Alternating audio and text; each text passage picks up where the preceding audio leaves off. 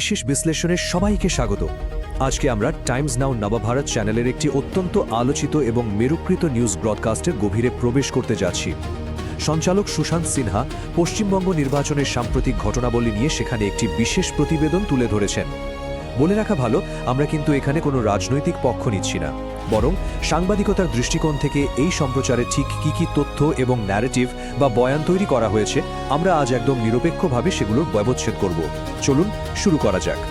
আজকে পুরো আলোচনাটিকে আমরা মূলত 5টি ভাগে ভাগ করেছি।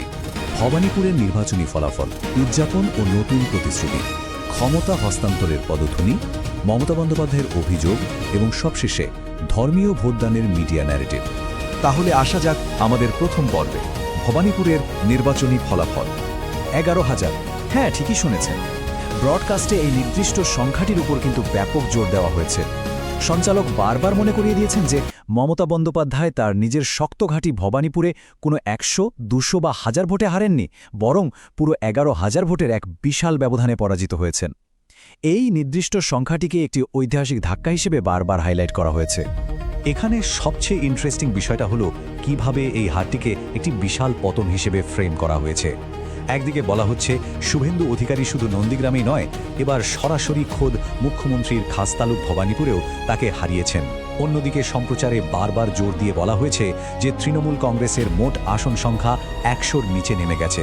পতনের গভীরতা বোঝাতে সঞ্চালক সমাজবাদী পার্টির অখিলেশ যাদবের একটি প্রসঙ্গের কথা উল্লেখ করেন। অখিলেশ যাদব নাকি আগেভাগেই মমতা বন্দ্যোপাধ্যায়কে জয়ের আগাম শুভেচ্ছা জানিয়েছিলেন, অথচ খোদ মুখ্যমন্ত্রী নিজের আসনটুকুও বাঁচাতে পারলেন না।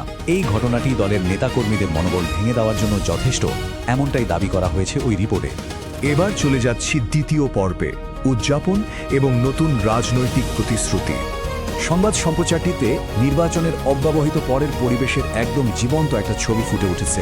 বলা হয়েছে বিজয়ী দলের কর্মীরা কলকাতার রাস্তায় গেরুয়া আবির খেলছেন এবং চারদিক জয়শ্রী রাম ধ্বনিতে মুখরিত হয়ে উঠেছে। সঞ্চালকের দাবি, আগে এই স্লোগান দিলে সাধারণ মানুষ ভয় পেত, কিন্তু এখন মানুষ একদম নির্ভয়ে এই স্লোগান দিচ্ছে।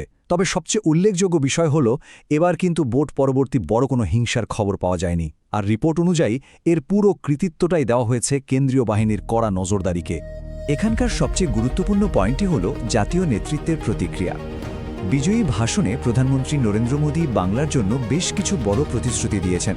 মহিলাদের নিরাপত্তা থেকে শুরু করে যুবকদের কর্মসংস্থান, পরিযান রোধ করা এবং প্রথম ক্যাবিনেটেই আয়ুষ্মান ভারত প্রকল্প চালু করার কথা বলা হয়েছে। কিন্তু সঞ্চালক সবচেয়ে বেশি জোর দিয়েছেন শেষ পয়েন্টটিতে, অনুপ্রবেশকারীদের বিরুদ্ধে কঠোর ব্যবস্থা। তিনি সরাসরি তৃণমূল নেতা অভিষেক বন্দ্যোপাধ্যায়ের একটি পুরনো মন্তব্যের সূত্র টেনে বলেন যে এখন অনুপ্রবেশকারীদের বাঁচাতে আর কেউ আসতে পারবে না। বোঝাই যাচ্ছে এই অংশটিতে একটি অত্যন্ত কড়া রাজনৈতিক বার্তা দেওয়া হয়েছে। এখান থেকেই আমরা প্রবেশ করছি তৃতীয় পর্বে, ক্ষমতা হস্তান্তরের পদধ্বনি। রিপোর্ট অনুযায়ী নির্বাচনের ফলাফলের পরপরই রাজ্যের প্রশাসনিক স্তরে কিছু বড় রদবদল দেখা যায়। পশ্চিমবঙ্গের মুখ্য সচিব রাজ্য সরকারের সমস্ত দপ্তরের জন্য কিছু কঠোর নির্দেশিকা জারি করেন। এর মধ্যে রয়েছে সমস্ত সরকারি ফাইল সুরক্ষিত রাখা, কোনো ফাইল অফিসের বাইরে না নিয়ে যাওয়া, নথিপত্রের ফটোকপি বা স্ক্যানিং সম্পূর্ণ বন্ধ করা এবং সমস্ত যোগাযোগের নিখুঁত হিসাব রাখা। এখন প্রশ্ন হল, মিডিয়া এই সরকারি নির্দেশিকাকে কিভাবে দেখছে?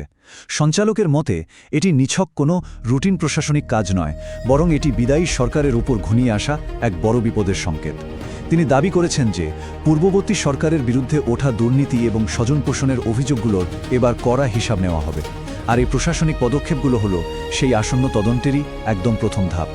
এবার আসছি চতুর্থ পর্বে, মমতা বন্দ্যোপাধ্যায়ের গুরুতর অভিযোগ।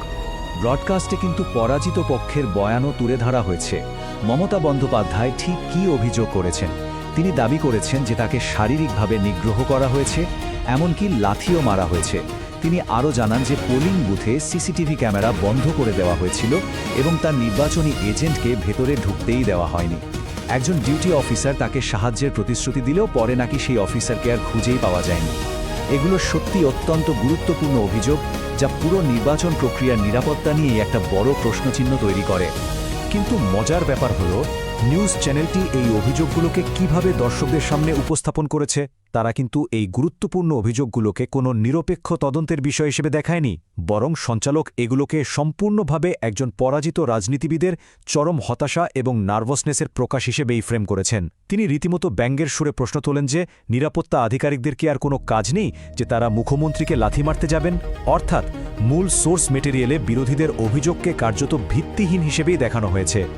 আমাদের পঞ্চম এবং শেষ পর্ব, ধর্মীয় ভোটদানের মিডিয়ার ন্যারেটিভ।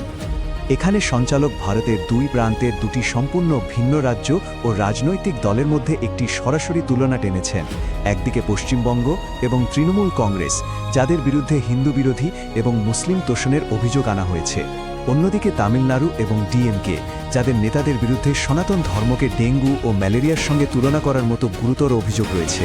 সঞ্চালকের মূল যুক্তিটি হল এই দুই দলই নির্বাচনে মারাত্মকভাবে ক্ষতিগ্রস্ত হয়েছে, কারণ তাদের গায়ে সনাতন বিরোধী তকমা লেগে গিয়েছিল।